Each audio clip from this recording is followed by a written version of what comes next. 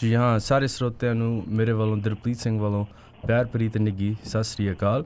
ਹੁਣ ਪ੍ਰੋਗਰਾਮ ਦਾ ਟਾਈਮ ਹੋ ਗਿਆ ਖਬਰ ਤੇ ਨਜ਼ਰ, ਤੇ ਸਾਡੇ ਨਾਲ ਹੁਣ ਜੁੜ ਚੁੱਕੇ ਨੇ ਬਲਤੇਜ ਪੰਨੂ ਜੀ ਪੰਜਾਬ ਤੋਂ।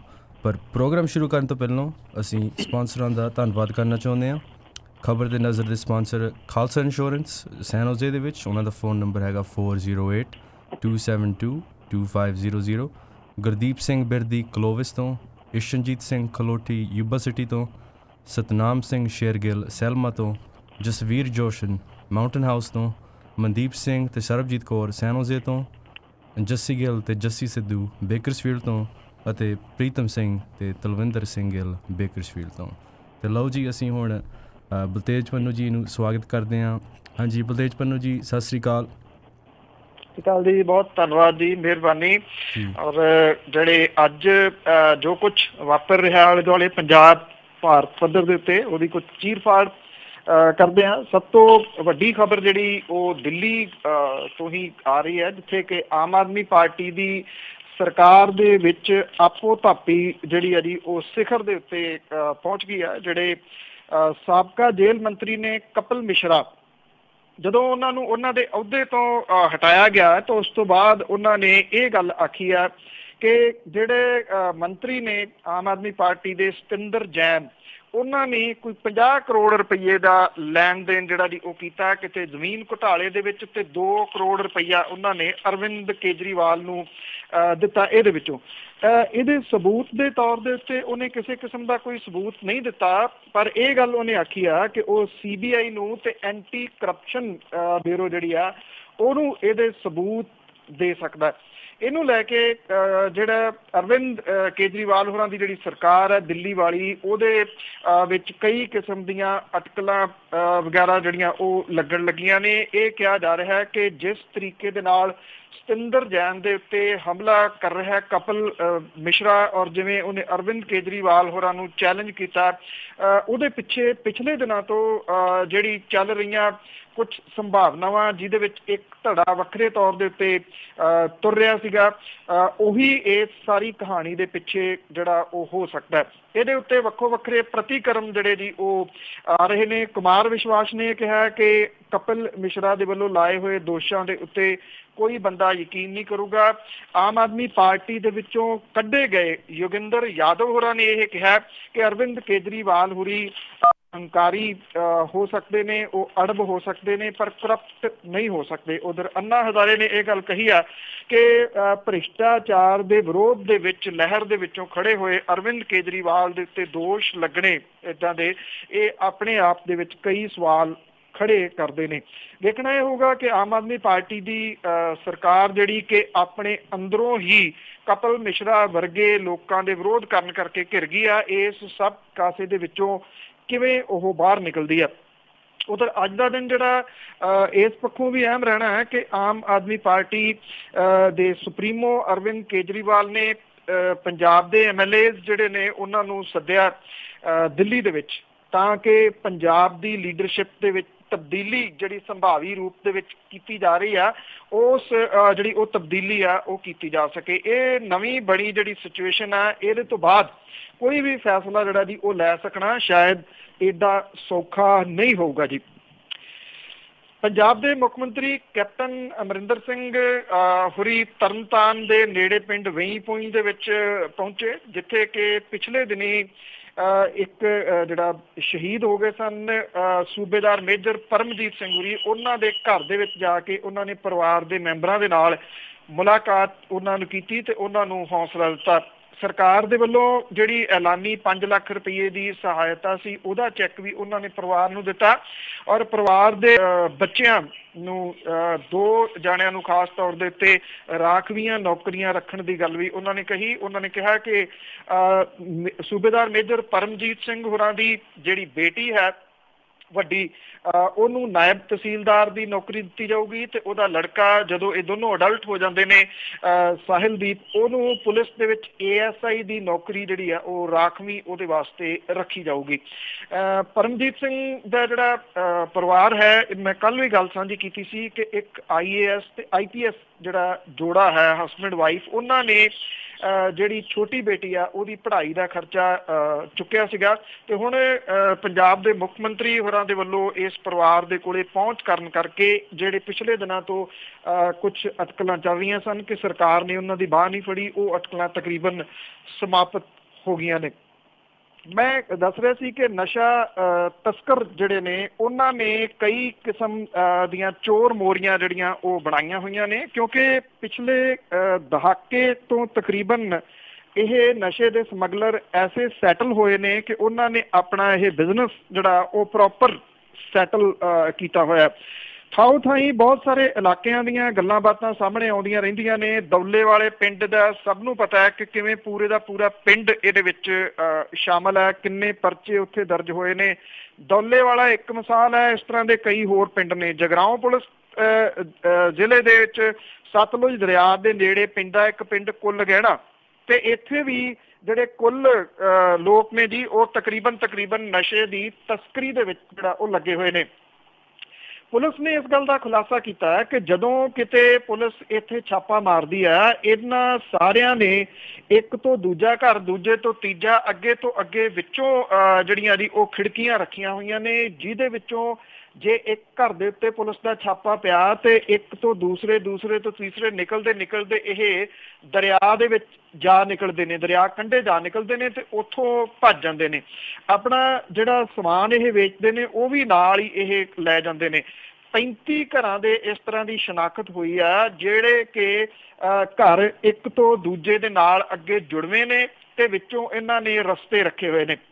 ਪੁਲਿਸ ਇਹ ਕਹਿੰਦੀ ਆ ਕਿ ਇਹਨਾਂ ਰਸਤਿਆਂ ਦੇ ਬਾਰੇ ਦੇ ਵਿੱਚ ਉਹਨਾਂ ਨੂੰ ਪਤਾ ਲੱਗਿਆ ਔਰ ਉਹਨਾਂ ਨੇ ਇੱਥੇ ਹੁਣ ਇਹਨਾਂ ਰਸਤਿਆਂ ਨੂੰ ਬੰਦ ਕਰਵਾਇਆ। ਵਿੱਚ ਇੱਟਾਂ ਜਿਹੜੀਆਂ ਨੇ ਉਹ ਲਾਈਆਂ ਨੇ, ਪਰ ਇਹ ਅਕਸਰ ਉਹਨਾਂ ਇੱਟਾਂ ਨੂੰ ਫੇਰ ਕੱਢ ਦਿੰਦੇ ਨੇ। ਪੁਲਿਸ ਹੁਣ ਕਹਿੰਦੀ ਆ ਕਿ ਉਹ ਨੇੜਿਓਂ ਨਿਗਾਹ ਇਹਨਾਂ ਦੇ ਉੱਤੇ ਜਿਹੜੀਆਂ ਮੋਹਰੀਆਂ ਬਣਾਈਆਂ ਨੇ ਉਹਨਾਂ ਦੇ ਉੱਤੇ ਉਹ ਰੱਖ ਰਹੀ ਹੈ। ਕੁੱਲ ਗਹਿਣਾ ਪਿੰਡ ਉਹ ਆ ਜਿੱਥੇ 60 FIR ਦਰਜ ਹੋਈਆਂ ਸਨ ਔਰ 300 ਦੇ ਕਰੀਬ ਵਸਨੀਕਾਂ ਦੇ ਵਿੱਚੋਂ 200 ਦੇ ਕਰੀਬ ਇੱਦਾਂ ਦੇ ਨੇ ਜਿਹੜੇ ਕਿ ਨਸ਼ਾ ਤਸਕਰੀ ਦੇ ਮਾਮਲੇ ਦੇ ਵਿੱਚ ਲੱਗੇ ਹੋਏ ਨੇ। ਪਿਛਲੇ ਕਈ ਸਾਲਾਂ ਤੋਂ ਉਹਨਾਂ ਦਾ ਗੋਰਖ ਧੰਦਾ ਇਹੀ ਆ ਕਿ ਚਿੱਟਾ ਵੇਚਣਾ। ਇਹ ਵੀ ਕਿਹਾ ਜਾਂਦਾ ਜੀ ਕਿ ਕਿਸੇ ਸਮੇਂ ਇਹ ਪਹਿਲਾਂ ਸਿਰਫ ਭੁੱਕੀ ਤੇ ਫੀਮ ਦਾ ਵਪਾਰ ਕਰਦੇ ਸਨ, ਪਰ ਬਾਅਦ ਦੇ ਵਿੱਚ ਇਹ ਸਾਰੇ ਚਿੱਟਾ ਵੇਚਣ ਵੱਲ ਨੂੰ ਤੁਰ ਪਏ। ਜਿਹੜੀ ਮੈਂ ਗੱਲ ਕੀਤੀ ਸੀ ਕਿ ਜਿਹੜੀ ਮੁਹਿੰਮ ਇਸ ਵੇਲੇ STF ਦੀ ਚੱਲ ਰਹੀ ਆ, ਉਹਦੀ ਵੀ ਥੋੜ੍ਹੀ ਗੱਲ ਜਿਹੜੀ ਉਹ ਕਰ ਲਈਏ, ਕਿਉਂਕਿ ਇਸ ਵੇਲੇ ਸਾਰਾ ਜਿਹੜੀ ਨਿਗਾਹ ਹੈ ਉਹ ਇਸ ਗੱਲ ਦੇ ਉੱਤੇ ਲੱਗੀ ਹੋਈ ਆ ਕਿ ਕਦੋਂ ਇਹ ਟਾਸਕ ਫੋਰਸ ਕਿਸੇ ਵੱਡੇ ਮਗਰਮੱਛ ਨੂੰ ਹੱਥ ਪਾਊਗੀ। ਬੇਸ਼ੱਕ ਹੇਠਲੇ ਪੱਧਰ ਦੇ ਉੱਤੇ ਬਹੁਤ ਸਾਰੇ ਪਰਚੇ ਦਰਜ ਹੋਏ ਨੇ। ਸਰਕਾਰ ਇਹ ਗਣਾਉਂਦੀ ਆ ਕਿ OPD ਦੇ ਵਿੱਚ ਆਉਣ ਵਾਲੇ ਜਿਹੜੇ ਮਰੀਜ਼ ਨੇ ਉਹਨਾਂ ਦੀ ਗਿਣਤੀ ਵਧੀ ਆ। ਨਸ਼ਾ ਛਡਾਊ ਸੈਂਟਰਾਂ ਦੇ ਵਿੱਚ ਵੱਡੀ ਗਿਣਤੀ ਦੇ ਵਿੱਚ ਨੌਜਵਾਨ ਆਉਣ ਲੱਗੇ ਨੇ। ਉਹ ਇਹ ਕਹਿੰਦੇ ਆ ਕਿ ਇਹ ਇੱਥੇ ਤਾਂ ਕਰਕੇ ਆ ਰਹੇ ਨੇ ਕਿਉਂਕਿ ਨਸ਼ਾ ਮਹਿੰਗਾ ਹੋ ਗਿਆ, ਤਸਕਰਾਂ ਨੂੰ ਨੱਥ ਪੈ ਗਈ ਤੇ ਹੁਣ ਨਸ਼ਾ ਮਿਲਦਾ ਨਹੀਂ। ਜਦੋਂ ਕਿ ਇਹਦੀ ਇੱਕ ਉਲਟ ਕਹਾਣੀ ਵੀ ਜਿਹੜੀ ਆ ਜੀ ਉਹ ਸਾਹਮਣੇ ਆ ਰਹੀ ਹੈ ਕਿ ਜਿਹੜੇ ਸਰਹੱਦੀ ਜ਼ਿਲ੍ਹੇ ਨੇ ਜਿਨ੍ਹਾਂ ਦੇ ਵਿੱਚ ਗੁਰਦਾਸਪੁਰ, ਤਰਨਤਾਰਨ, ਅੰਮ੍ਰਿਤਸਰ, ਫਿਰੋਜ਼ਪੁਰ ਸ਼ਾਮਲ ਨੇ, ਇਸ ਤੋਂ ਇਲਾਵਾ ਕੁਝ ਹੋਰ ਜ਼ਿਲ੍ਹੇ ਜਿਨ੍ਹਾਂ ਦੇ ਵਿੱਚ ਲੁਧਿਆਣਾ ਤੇ ਜਲੰਧਰ ਵਰਗੇ ਵੀ ਸ਼ਾਮਲ ਨੇ, ਇੱਥੇ ਜਿਹੜੇ ਪੁਲਿਸ ਆਫੀਸਰ ਲੱਗੇ ਹੋਏ ਨੇ ਉਹ ਬਹੁਤੇ ਉਹ ਨੇ ਜਿਹੜੇ ਸਾਲਾਂ ਤੋਂ ਕਦੀ ਵੀ ਬਦਲੇ ਨਹੀਂ ਗਏ। ਹੇਠਲੇ ਪੱਧਰ ਤੋਂ ਲੈ ਕੇ ਉੱਪਰਲੇ ਪੱਧਰ ਤੱਕ ਜੇ ਕਿਤੇ ਹਿੱਲ-ਜੁਲ ਹੁੰਦੀ ਵੀ ਆ ਤੇ ਨਾਲ ਦੇ ਜ਼ਿਲ੍ਹੇ ਦੇ ਵਿੱਚ ਲੱਗ ਕੇ ਥੋੜੇ ਸਮੇਂ ਬਾਅਦ ਫੇਰ ਉੱਥੇ ਆ ਜਾਂਦੇ ਨੇ। ਇਹ ਕਿਹਾ ਜਾ ਰਿਹਾ ਜੀ ਕਿ ਪੰਜਾਬ ਦੇ ਸਰਹੱਦੀ ਜ਼ਿਲ੍ਹਿਆਂ ਗੁਰਦਾਸਪੁਰ, ਅੰਮ੍ਰਿਤਸਰ, ਬਟਾਲਾ, ਪਠਾਨਕੋਟ, ਤਰਨਤਾਰਨ, ਫਿਰੋਜ਼ਪੁਰ, ਫਾਜ਼ਿਲਕਾ, ਇੱਥੇ ਪੁਲਿਸ ਅਫਸਰਾਂ ਦਾ ਇੱਕ ਬਹੁਤ ਵੱਡਾ ਗਲਬਾ ਬਣਿਆ ਹੋਇਆ ਔਰ ਇਹ ਤੋੜ ਸਕਣਾ ਜਿਨ੍ਹਾਂ ਨੂੰ ਕਿ ਸਿਆਸਤਦਾਨ ਆਪਣੀਆਂ ਸਿਫਾਰਿਸ਼ਾਂ ਦੇ ਉੱਤੇ ਲਿਆਉਂਦੇ ਨੇ, ਉਹਨੂੰ ਤੋੜ ਸਕਣਾ ਸਭ ਤੋਂ ਵੱਡੀ ਮੁਸੀਬਤ ਇਸ ਵੇਲੇ ਜਿਹੜੀ ਹੈ ਜੀ ਉਹ STF ਦੇ ਵਾਸਤੇ ਬਣੀ ਹੋਈ ਹੈ।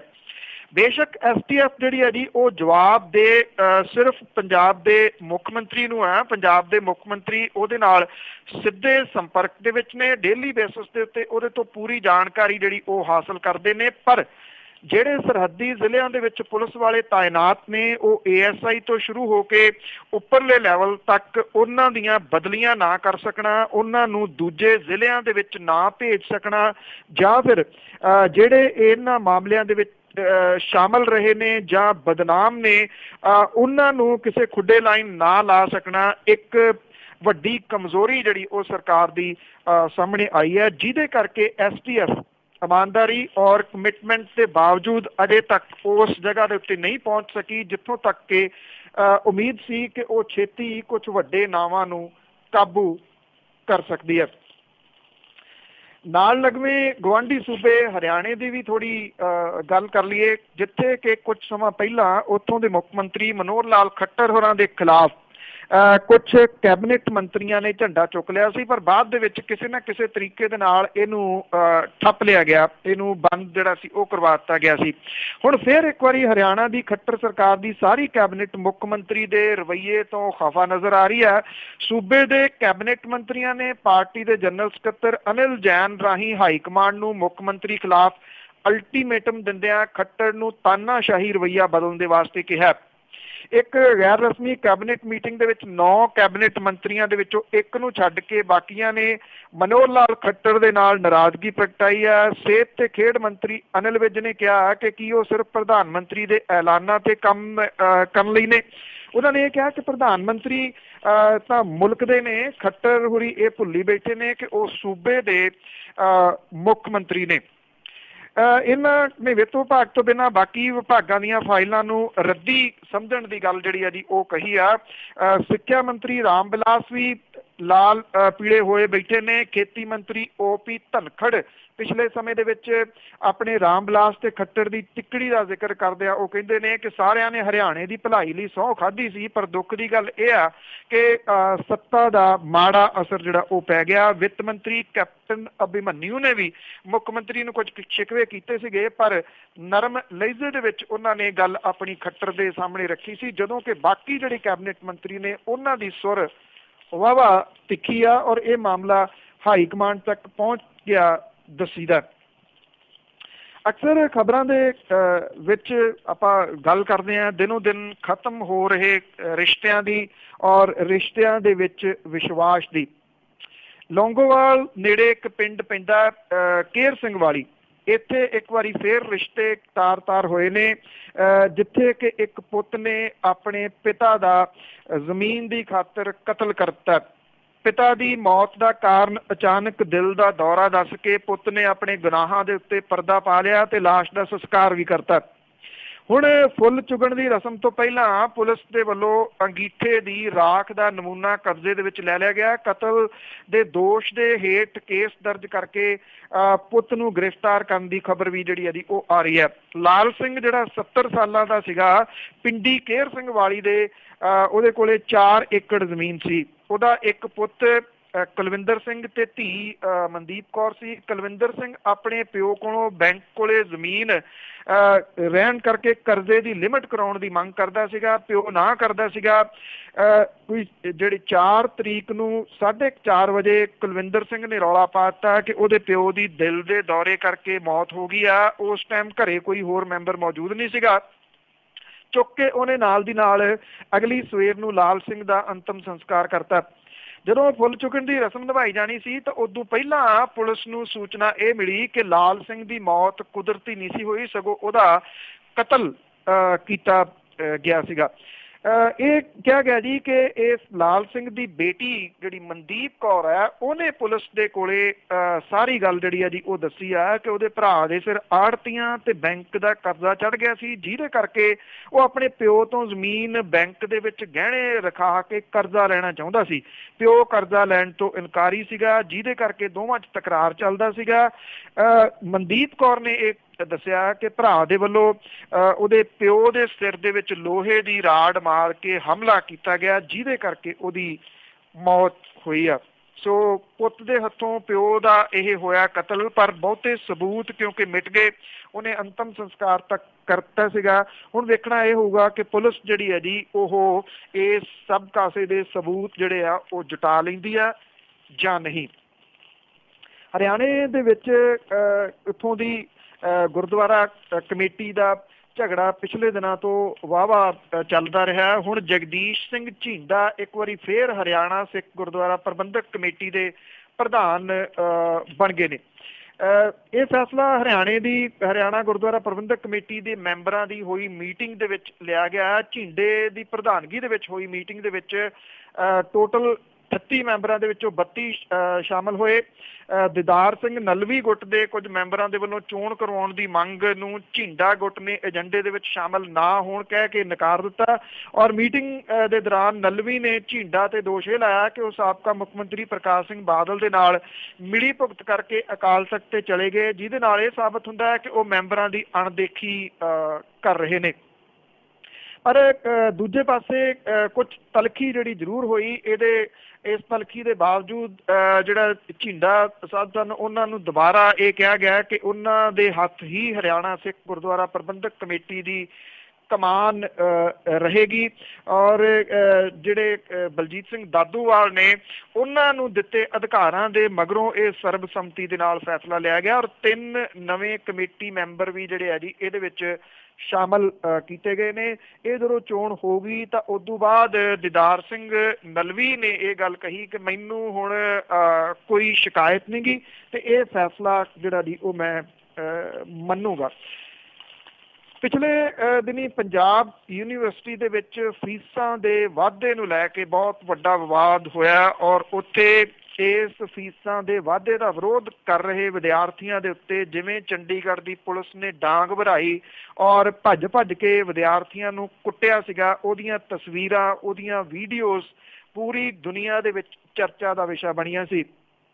ਪੰਜਾਬ ਯੂਨੀਵਰਸਿਟੀ ਨੇ ਹੁਣ ਫੀਸਾਂ 'ਚ ਕੀਤੇ ਵਾਧੇ ਨੂੰ ਕੁਝ ਹੱਦ ਤੱਕ ਵਾਪਸ ਲੈਣ ਦਾ ਫੈਸਲਾ ਕਰ ਲਿਆ। ਸੈਨੇਟ ਦੀ ਹੋਈ ਮੀਟਿੰਗ ਦੇ ਵਿੱਚ ਇਸ ਇਸ਼ੂ ਦੇ ਉੱਤੇ 5 ਘੰਟੇ ਬਹਿਸ ਹੋਈ। ਯੂਨੀਵਰਸਿਟੀ ਨੇ ਫੀਸਾਂ 'ਚ ਕੀਤੇ ਵਾਧੇ ਨੂੰ ਘਟਾ ਕੇ ਨਵੇਂ ਤੇ ਪੁਰਾਣੇ ਵਿਦਿਆਰਥੀਆਂ ਲਈ ਫੀਸ ਦੀਆਂ 2 ਸਲੈਬਾਂ ਤੈਅ ਕਰਤੀਆਂ ਨੇ। ਸੈਨੇਟ ਨੇ ਇੱਕ ਹੋਰ ਅਹਿਮ ਫੈਸਲਾ ਲੈਂਦਿਆਂ 11 ਅਪ੍ਰੈਲ ਨੂੰ ਜਿਹੜੇ ਐਜੀਟੇਸ਼ਨ ਕਰ ਰਹੇ ਸਟੂਡੈਂਟ ਸੀਗੇ ਤੇ ਪੁਲਿਸ ਦੇ ਦਰਮਿਆਨ ਹੋਈ ਝੜਪ ਦੇ ਵਿੱਚ ਨਾਮਜ਼ਦ ਕੀਤੇ 53 ਵਿਦਿਆਰਥੀਆਂ ਦੇ ਖਿਲਾਫ ਪੁਲਿਸ ਕੇਸ ਵਾਪਸ ਲੈਣ ਦੀ ਹਦਾਇਤ ਜਿਹੜੀ ਹੈ ਜੀ ਉਹ ਕੀਤੀ ਹੈ। 26 ਮਾਰਚ ਦੀ ਸੈਨੇਟ ਮੀਟਿੰਗ ਦੇ ਵਿੱਚ ਕੈਂਪਸ ਤੇ ਖੇਤਰੀ ਸੈਂਟਰ ਦੇ ਵਿਦਿਆਰਥੀਆਂ ਦੀ ਫੀਸ 'ਚ ਵਾਧਾ ਕੀਤਾ ਗਿਆ ਸੀਗਾ ਔਰ ਇਹ ਵਾਧਾ ਤਕਰੀਬਨ 12.5% ਸੀਗਾ। ਪਰ 3 ਕੋਰਸਾਂ ਦੀ ਫੀਸ ਦੇ ਵਿੱਚ ਕਈ 100 ਗੁਣਾ ਵਾਧਾ ਕਰ ਦਿੱਤਾ ਗਿਆ ਸੀਗਾ ਔਰ ਉਸ ਤੋਂ ਬਾਅਦ ਇਹ ਵਾਦ ਵਿਵਾਦ ਜਿਹੜਾ ਉਹ ਖੜਾ ਹੋਇਆ ਸੀਗਾ। ਹੁਣ ਜਿਹੜੀ ਇਹ ਨਵੇਂ ਵਿਦਿਆਰਥੀਆਂ ਲਈ ਟਿਊਸ਼ਨ ਫੀਸ ਦੇ ਵਿੱਚ 10% ਦਾ ਵਾਧਾ ਬਰਕਰਾਰ ਰੱਖਿਆ ਗਿਆ ਤੇ 500 ਰੁਪਏ ਤੋਂ ਘੱਟ ਇਹ ਨਹੀਂ ਹੋਊਗਾ। ਪੁਰਾਣੇ ਵਿਦਿਆਰਥੀਆਂ ਦੇ ਤੇ 5% ਦਾ ਵਾਧਾ ਲਾਗੂ ਹੋਊਗਾ ਤੇ ਇਹ ਘੱਟੋ ਘੱਟ 500 ਰੁਪਏ ਤੋਂ ਵੱਧ 1200 ਰੁਪਏ ਤੱਕ ਜਿਹੜਾ ਉਹ ਹੋਊਗਾ। ਹੁਣ ਜਿਹੜੇ ਵਿਦਿਆਰਥੀ ਨੇ ਉਹਨਾਂ ਤੋਂ ਕੇਸ ਵਾਪਸ ਲੈਣ ਦੀ ਗੱਲ ਵੀ ਇਹਦੇ ਵਿੱਚ ਜਿਹੜੀ ਕਹੀ ਗਈ ਆ। ਸੋ ਜਿਹੜੇ ਵਿਦਿਆਰਥੀਆਂ ਨੇ ਇਹ ਸੰਘਰਸ਼ ਕੀਤਾ ਇਹ ਉਹਨਾਂ ਵਿਦਿਆਰਥੀਆਂ ਦੇ ਸੰਘਰਸ਼ ਦੀ ਜਿੱਤ ਹੈ ਜਿਨ੍ਹਾਂ ਨੇ ਇਸ ਵਾਧੇ ਦੇ ਵਿਰੋਧ ਦੇ ਵਿੱਚ ਜਿਹੜੀ ਇਹ ਵੱਡੀ ਐਜੀਟੇਸ਼ਨ ਕੀਤੀ ਤੇ ਕੁਝ ਉਹ ਸਟੂਡੈਂਟ ਜਿਹੜੇ ਕਿ ਇਹ ਵਾਧਾ ਕਿਸੇ ਵੀ ਹਾਲਤ ਦੇ ਵਿੱਚ ਬਰਦਾਸ਼ਤ ਨਹੀਂ ਸਨ ਕਰ ਸਕਦੇ ਉਹਨਾਂ ਨੂੰ ਪੜ੍ਹਾਈ ਛੱਡਣੀ ਪੈਣੀ ਸੀ। ਹਾਲ ਦੀ ਘੜੀ ਹੋਏ ਇਸ ਸਮਝੌਤੇ ਨੇ ਥੋੜ੍ਹਾ ਜਿਹਾ ਜਿਹੜਾ ਜੀ ਉਹ ਸੁੱਖ ਦਾ ਸਾਹ ਇਹਨਾਂ ਵਿਦਿਆਰਥੀਆਂ ਨੂੰ ਦਿੱਤਾ। ਸੋ ਇਹ ਸਨ ਜੀ ਅੱਜ ਦੀਆਂ ਕੁਝ ਅਹਿਮ ਗੱਲਾਂ ਬਾਤਾਂ ਉਹਨਾਂ ਖਬਰਾਂ ਦੀ ਚੀਰ ਫਾੜ ਔਰ ਮੇਰੀ ਤੁਹਾਡੀ ਮੁਲਾਕਾਤ ਇੱਕ ਵਾਰੀ ਫਿਰ ਕੱਲ੍ਹ ਨੂੰ ਦੁਬਾਰਾ ਪੰਜਾਬੀ ਰੇਡੀਓ USA ਦੇ ਨਾਲ ਹੋਊਗੀ। ਤਦ ਤੱਕ ਲਈ ਇਜਾਜ਼ਤ ਦਿਓ ਜੀ। ਸਤਿ ਸ੍ਰੀ ਅਕਾਲ। ਸਤਿ ਸ੍ਰੀ ਅਕਾਲ ਜੀ ਤੇ ਬਹੁਤ ਬਹੁਤ ਧੰਨਵਾਦ ਤੁਹਾਡਾ ਬਲਤੇਜ ਪੰਨੂ ਜੀ ਤੇ ਸਾਰੇ ਸਰੋਤਿਆਂ ਨੂੰ ਜਿਹੜੇ ਸੁਣਦੇ ਖਬਰ ਤੇ ਨਜ਼ਰ ਤੁਹਾਡਾ ਵੀ ਬਹੁਤ ਬਹੁਤ ਧੰਨਵਾਦ ਕਰਦੇ ਤੇ ਇੱਦਾਂ ਹੀ ਅਸੀਂ ਕੱਲ੍ਹ ਨੂੰ ਮਿਲਦੇ ਹਾਂ।